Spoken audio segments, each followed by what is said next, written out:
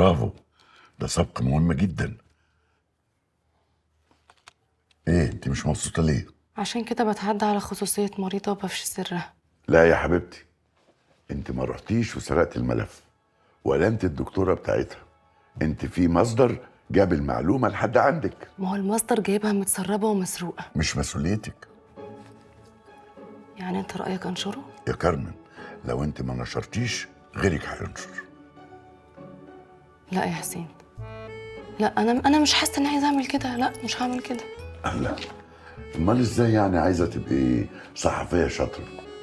عشان خاطر يا كارمن ارجوكي فكري بهدوء شويه، فكري بهدوء.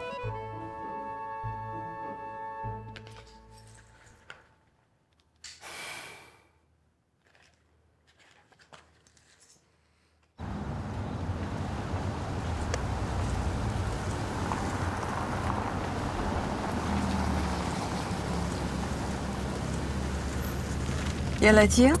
ثانك يو يا ميجو على الخروجه. انت بس كل ما تحبي تخرجي كلميني ومالكيش دعوه. لا مش هينفع، اصل امجد مشغول خالص اليومين الجايين. لا ازاي بس واحنا عندنا كام توته. بقولك ايه صحيح يا هانيا، هكلمك بكره الصبح ان شاء الله علشان اجيلك ونكمل توضيب المطبخ. لا ما انا اصلي خلصت كل حاجه.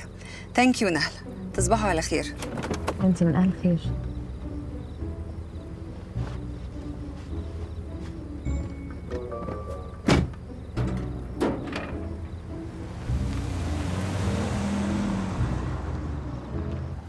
هو في ايه يا انجل؟ هو انا هفضل اشد منك الكلام كده؟ بعد اذنك انا بسالك مالها هاني؟ انتوا ما اتكلمتوش كلمه واحده من ساعه ما خرجنا.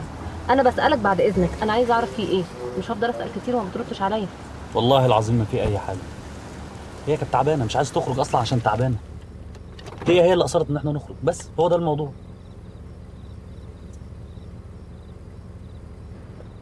امجد، هو انت قلت لهانيا تقطع معايا؟ يا نهار اسود، هو اي نكد وخلاص يا بنتي؟ يعني انت مش لاقي حاجه تعمليها فبتقولي اي حاجه تنكدي بيها عليا، ولا انت بتعملي كده عشان تلوي دراعي عشان موضوع الشغل؟ انا اصلا ما جبتش سيره الشغل، انا بتكلم على هانيا. لا هو عشان موضوع الشغل، وانا بقول لك للمره المليون انا ما بتلويش دراعي. بطلي نكد، احنا راجعين من خروجه المفروض نبقى مبسوطين. اتبسطي بعد اذنك، كفايه نكد. يلا يا ليلى وصلنا.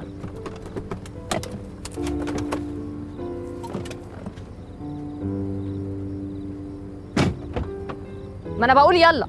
امسكي البنت بالراحه. خد.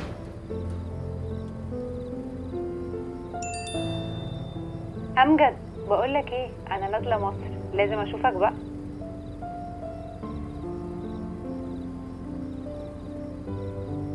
لا مش مصدقه انك اتصلت. وحشتيني قوي.